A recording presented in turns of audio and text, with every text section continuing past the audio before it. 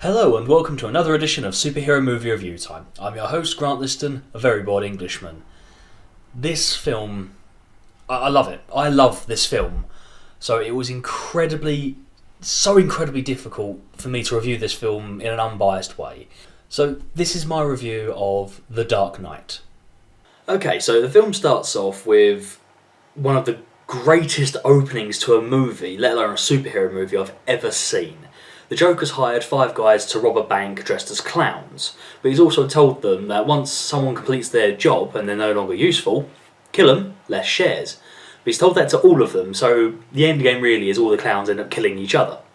Until we get to the final one, who decides that he's not going to be fooled, he's thinking ahead, so he pulls a gun on the last clown and is like, you thought you were going to get the drop on me? And the other one goes, no, I'm here to kill the bus driver. What bus driver? And then bang, a bus comes smashing through the actual door and kills the guy. It's a kind of a wafty way to kill someone off, but it was quite good for comical timing. And true to his word, the last clown then actually kills the bus driver. And just as he's piling all the money on the back and he goes to drive away, the bank manager turns around on the floor and he says, "Oh, you guys, you've got no respect. What do you believe in?" And we get possibly one of the best reveals so far, because under this clown mask is Heath Ledger as the Joker. And Heath Ledger, what a performance he puts in. It's been said time and time again, he went far too soon in his life, far too young. And this performance was groundbreaking. The lengths he went to get this character down. Honestly, huge admirer. And not just because of the Joker role. I mean, I've seen a few of these other films, like A Knight's Tale, his version of Casanova. Honestly, guys, you need to check it out. Homage does Lily as his manservant is absolutely brilliant. But of course, remaining completely unbiased here, I will point out one thing that didn't quite add up for me, and that was when the Joker hops on the bus and then drives out of the bank and pulls into a huge convoy of other school buses, and you even hear the school children going, yeah, that was so cool to watch, unaware of the massacre that happened inside. What I don't understand is, seconds later, the police cars then come down the other side of the road, and surely someone would have seen, and even if you look carefully at the scene in question, all the people on the side literally look up like, another day in Gotham, and just carry on their business. And I think there might have been a bit more of a reaction of a school bus embedded into a bank. So the film now takes us to a rather familiar face. The Scarecrow's back. And he's once again selling his hallucinogenic drug to the scum of Gotham, when all of a sudden there's several Batman imposters that try to take down the Scarecrow, but they do a very fucking shit job at that. And then all of a sudden, boom, in rolls the fucking Batmobile. Check this out, right? The Batmobile has a loiter and an intimidate settings. I bet it's got cup holders and Wi-Fi too. So while the Batmobile is distracting all the mobsters, the real Batman comes out of nowhere and beats up the imposters, and the mobsters are like recapturing the Scarecrow. And one of the imposters shouts after him, "What gives you the right, huh?" And he's like, "I'm not wearing hockey pads." Huh? So the story now takes us to the new district attorney, Harvey Dent, played by Aaron Eckhart. And it just so happens he's dating Rachel. They changed the fucking actress. I'm sorry, I hate it when films do that. They just change the actors and actresses. It pisses me off. It disrupts the continuity, and it's very, very distracting. That being said, Maggie Gyllenhaal does do a damn good job. And no disrespect to Katie Holmes, but Maggie Gyllenhaal is actually a stronger actress. So Dent is prosecuting the new mob boss in town, Salvatore Maroni, played by Eric Roberts. And on the stand, one of the goons tries to have Dent killed. The gun doesn't go off, so Dent punches him in the face, disarms the gun, and puts it in front of Maroni with a big "fuck you." The police go to take him away, but Dent goes, "But Your Honor, I'm not done." So he comes across as kind of smart, casual, cocky, arrogant, but just downright awesome. America! I wonder what Rachel sees in him. Another villain's been brought into the mix, a businessman named Lau, who wants to make a corporate team-up of his company and Wayne Enterprises. But further inspection of his books show that his company may be dealing with something very illegal. It turns out that Lau is actually money laundering for all the mob bosses in Gotham. The mob all meet up to discuss with Lau via a television screen what the next plan is. It turns out Lau has moved all of the mob's money from all the banks into a secure location, just in time before Gordon and his team raid all the banks. But the meeting is interrupted by the appearance of the Joker. And I swear to God, when I saw this in cinema, I laughed very, very loudly. In fact, in all honesty, I was the only person in the cinema to laugh at this exact scene. How about a magic trick? I'm gonna make this pencil disappear. Ta-da!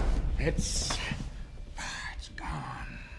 Yeah, that was pretty damn awkward for me too. The Joker goes on to tell the mob that he doesn't trust the television man's plan. How can you not fall in love with this sort of character? But he tells them what they need to do. They need to pay the Joker to kill the Batman, and all he asks is exactly half of all their money. Why him, you ask? If you're good at something, never do it for free. So Lau has escaped to Hong Kong, leaving Dent, Gordon and Batman to devise a plan to capture him.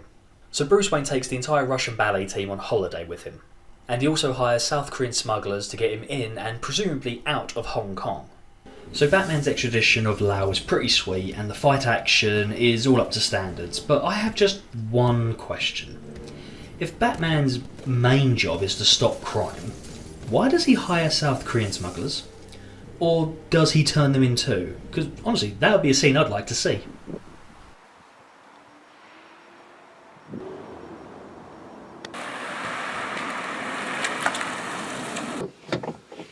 You alright, dude?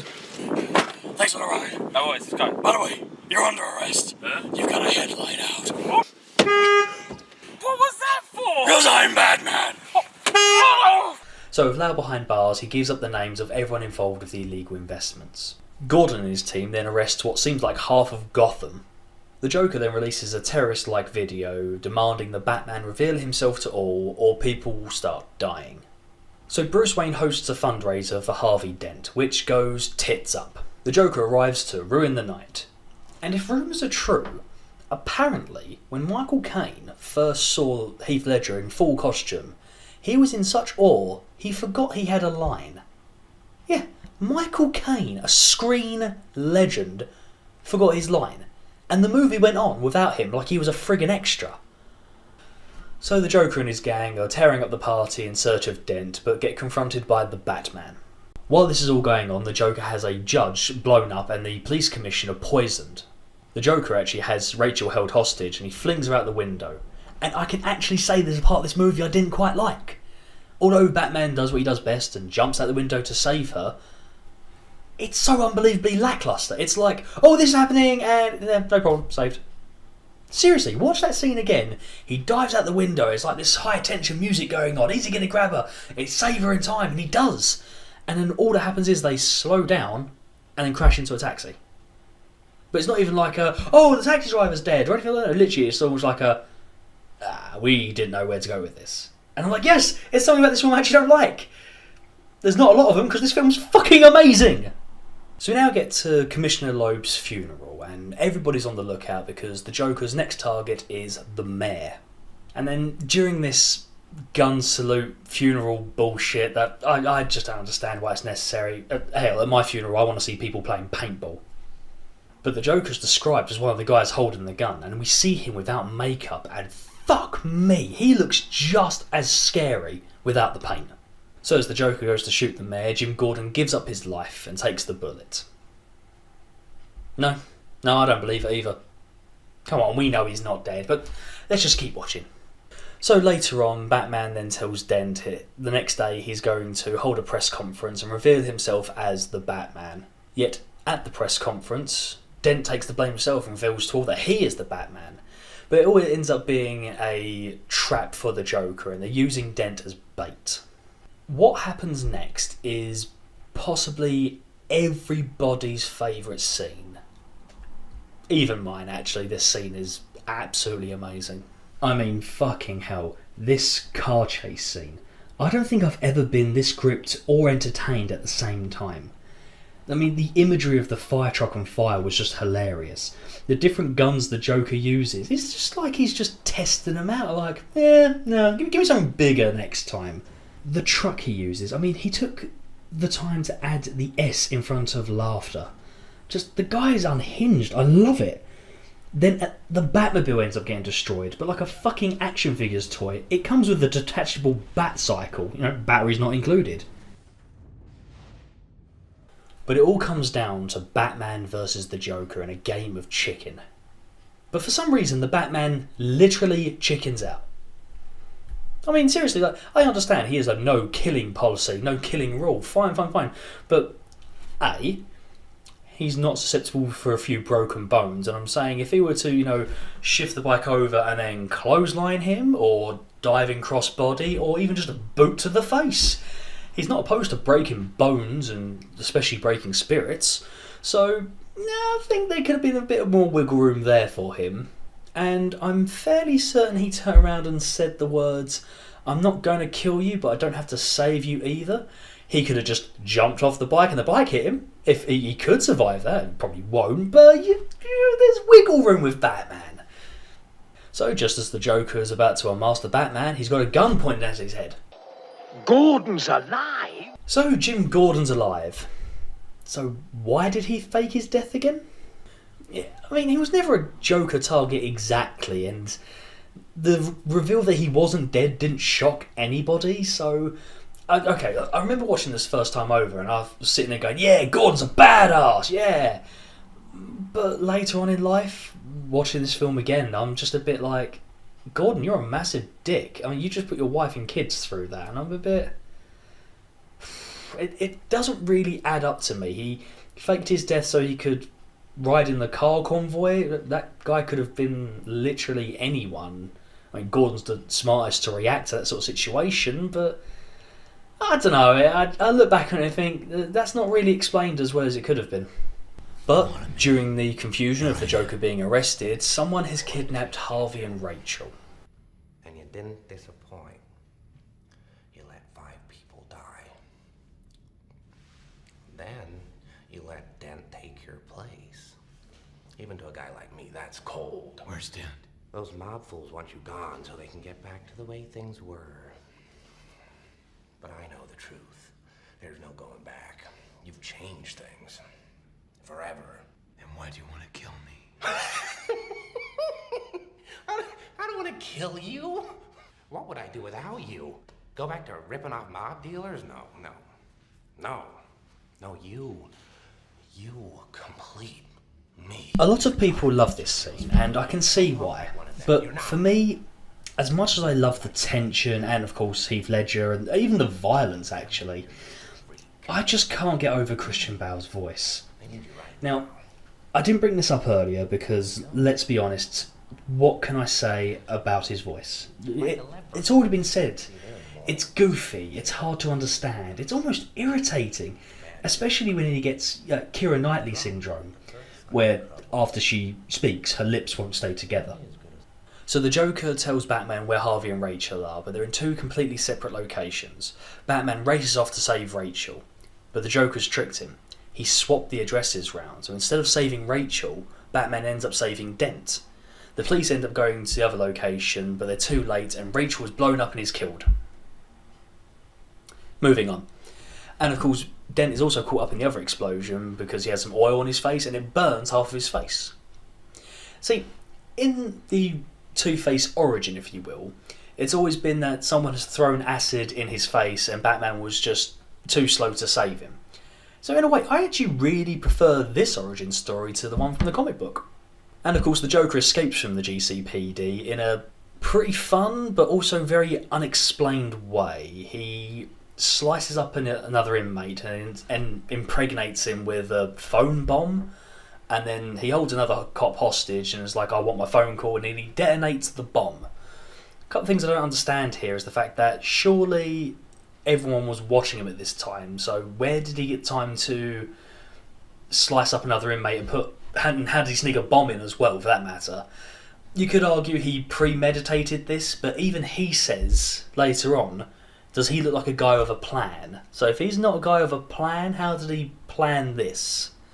And second of all, when the bomb goes off, everyone just assumed all the coppers hit the ground, so why when the bomb goes off and the camera cuts back to the Joker, he's just standing there like, I did again, what a stinker. But then the Joker takes a cop car and drives off into the distance. Yeah, it's pretty funny. We now get one of two really fun Joker games, or if you like, social experiments. It turns out an accountant at Wayne Enterprise has discovered that Bruce Wayne is the Batman, and he's decided to go on the news to reveal all. But the Joker phones in to say that he's had a change of heart, and he doesn't want the game to finish. So he tells Gotham that if Coleman Reese isn't dead in 60 minutes, he will blow up a hospital. How can you hate this guy? He's so much fun! So, while all of Gotham is on a manhunt for Coleman Reese, we actually get treated to a really, really fun scene between the Joker and Two-Face. Introduce a little anarchy. Upset the established order, and everything becomes chaos. I'm an agent of chaos. Oh, and you know the thing about chaos? It's beer. So the Joker then slaps a gun in Two-Face's hand and sets him loose to extract his revenge, while the Joker escapes with a bus full of prisoners and then blows up the hospital. And once again, this is one of those rumours. I have no idea if this is actually true, but when he leaves the hospital and presses the button, the whole thing is crumbling down, apparently on set. If I'm wrong, I am sorry, but I really hope this is true. But everything he did in this scene was pretty much improvised, where he left the building, clicked the button, the explosion went off, but not all of it came down. I think there was a fault with the explosions. So he's just standing there going... And then it did kick in again, and he's actually like, oh, I'm actually shocked it's actually blown up. And it's such a fun scene, knowing that if it is true, that was completely improvised. So it's then up to Bruce Wayne to save Coleman Reese from the angry mob, and it makes him go, oh, okay, I'm not going to say anything about Batman, he just saved me. Yeah, it was almost like a side mission. I'm actually surprised that didn't make it to the DVD extra bit. We now get part 2 of the Joker's experiment. 2 ships leave Gotham, one full of innocent pedestrians, the other full of criminals that Harvey Dent put away. After a while, both ships actually break down and lose all communications. The captains on both ships discover bombs and the detonator to the bombs on both ships. The Joker's voice then enters in over the tannoy saying, both ships have up until midnight to blow the other one up. If not, I'll blow up both ships. The interaction on both ships is some of the best bit of acting I've seen in a long, long time in comic book films, because it turns out the civilian ship are far more aggressive than the actual criminal ship, and the civilians are making votes on whether they want to do it, and it's an overwhelming number that they say we should blow up them criminals. They've had their chance, they say. Whereas one of the bigger criminals turns to their captain and says, give me the key. I'll do what we should have done 10 minutes ago. And takes the key and chucks it out the window. And it's such a powerful moment, because none of the other criminals are like, are you crazy, man, why'd you do that? They're all just like, he's just killed us. And some of them will probably think we may have deserved this. Others are thinking, I ain't messing with him, he's a big motherfucker. But ultimately, the civilian ship can't bring it to themselves to blow up the other ship, and so midnight comes and goes, and both ships stay safe. We now come to the climax of the film, and I was very underwhelmed. I don't get me wrong, the action's fine, the pacing's fine. Hell, even the story is always fine, but I was just a bit... Oh. For me, it's probably how the Batman took down the Joker which got me so disappointed, because the Joker was such a brilliant character for the entire film, and it was kind of like punch, punch, oh, I've got to do everything myself. And it was a bit like, it was a very anticlimactic part. I mean, like, the Joker falls, Batman somehow grapnels his leg and brings him back up, but still to this day, I think it's the magic of cinema, you just have to agree with what goes on screen. Okay, I'll relent. The Joker's final words were fucking haunting, and it set up one hell of a sequel, but of course Joker not being in the sequel, because obviously the passing of Heath Ledger, it ended up being a very lame way to finish this character off.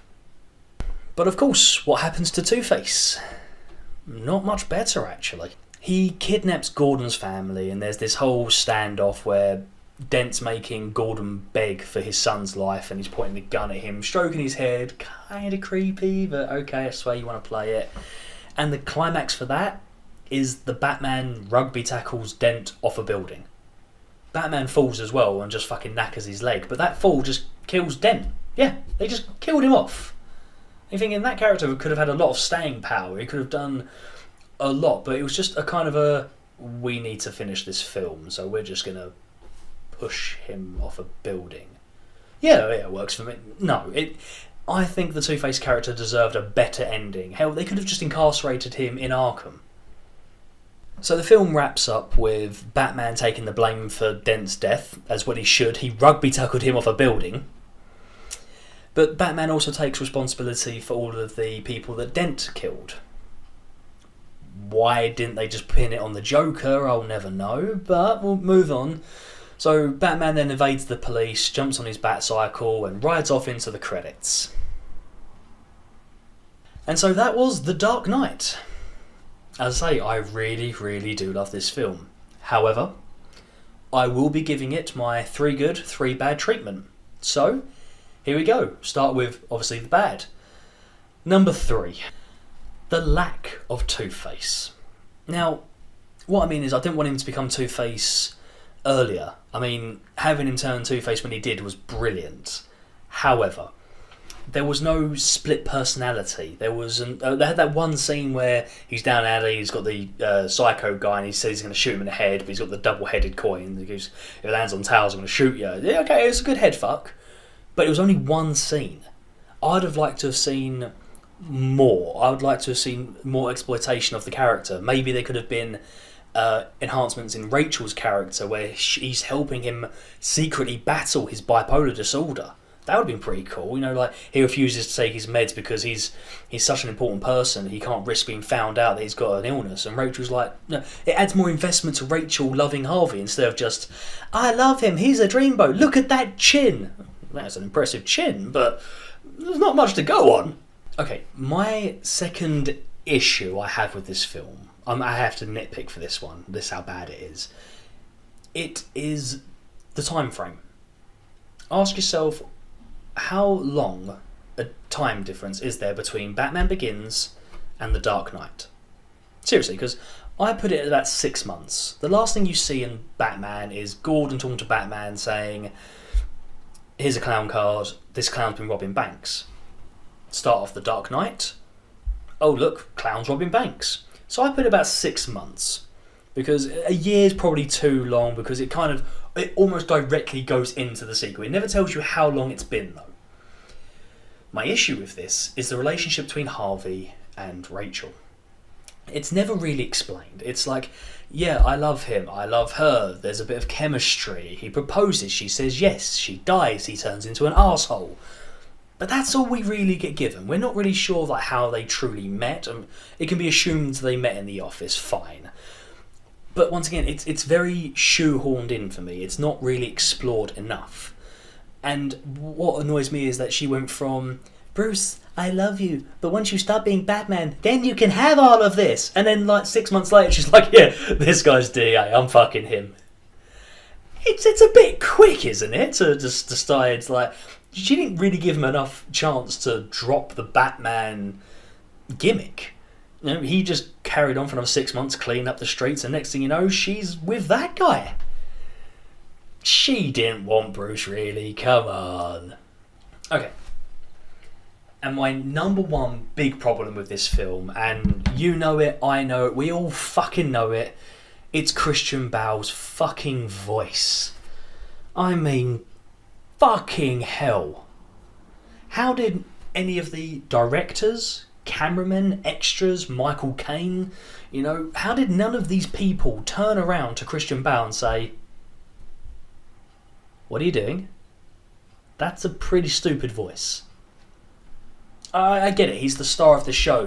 Some people may need to be mollycoddled, other people need to be told directly, so maybe they could have said to him, I've got a suggestion, why not sound like a wanker? Rachel! I gotta say Rachel! What was he doing? I don't get it. Okay, people make the argument he did the voice in Batman Begins. Tiny bit he did it. But the rest of the time, his Batman voice was fine. You could understand him. He sounded intimidating. I'm Batman. Sounds better than I'm Batman. The difference is so clear. In Batman Begins, when he's interrogating one of the police officers, he's got him tied up by a leg and he keeps dropping him. Sorry! That kind of worked. It showed the anger. But in this one, he's like, even when he's like talking softly to people that know he's Bruce Wayne as well, he's like, fingerprints, I'm gonna save Rachel. It's not right. The voice is completely off and nobody had the balls to say it. Anyway, enough of the bad stuff. Let's move on to the good stuff. So, at number 3, once again, the cast. Bringing in Aaron Eckhart and Maggie Gyllenhaal as Harvey Dent and Rachel. Brilliant. You know, phenomenal actors. They cracked on with the parts.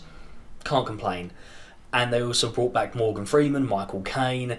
You know, brilliant performers again. The fact that they didn't have to change anything. The setup was great. No complaints. It was just, once again, the cast doing their job. And that's all you could really ask for. Number 2. I touched on the fact that in Batman Begins they had a theme, and the theme was fear, the fear gas. You know, the Scarecrow's main attribute being fear, Batman using fear against his enemies, you know, confronting his fear of bats. It all worked very smoothly. They do it again in this one, and it's that there's two sides to the same coin. I mean, they very, very unsubtly did it with Two-Face, and quite literally a double-headed coin, but one side gets burnt, and then literally in half 2 different people. So that stuff is pretty obvious. But then you get stuff with Batman battling with his Bruce Wayne side for his love of Rachel. And we also get the Joker's 2 sides. And, okay, people can argue that he's just manic all the time, but he's also got a bit of knowledge inside that he wants to give to the world. It's crazy, but he wants to show people that everybody has got 2 sides.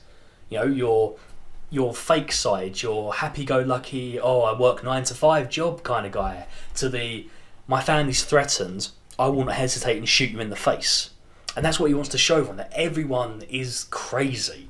And it's such a good theme, it so subtly tugs away at people's thoughts. During those games of like hunting Coleman Reese and the 2 ships out at sea, I was sitting there thinking, if I was in that situation, what would I do? And that's a mark of a good film, and it gets you thinking. And of course, the number one good thing about this film, so obvious, Heath Ledger.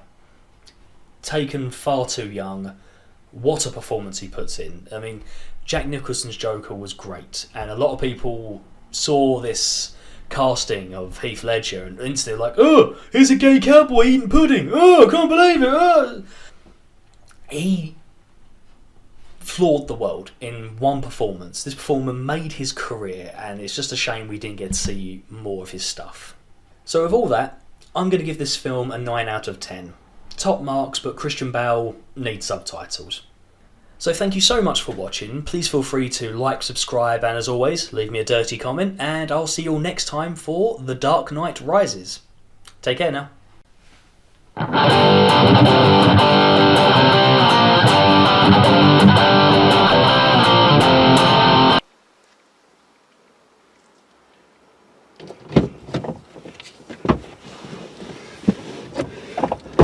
Thanks for the ride. By the way, you're under arrest because you're laughing during Batman's scene. Nobody laughs during Batman's scene. God.